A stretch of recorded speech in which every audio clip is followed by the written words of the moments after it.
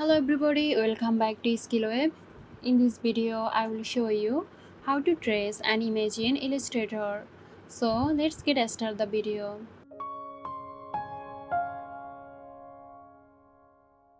Open Adobe Illustrator and import the images you want to trace.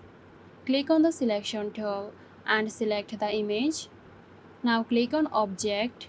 From the menu, select Image Trace. Then make and expand. Go to Direct Selection tool, click on it. Click outside the image and now click on background. Press delete on your keyboard. Go back to your selection tool and click on fill. Now you can select the new color of your image. I hope this video helped you out. Stay tuned for more helpful tutorials here at SkillWeb. This video is sponsored by Girosoft. Girosoft offers graphic design, UI UX design, digital marketing and web development. Elevate your brand with Girosoft today. For more details, check the description box.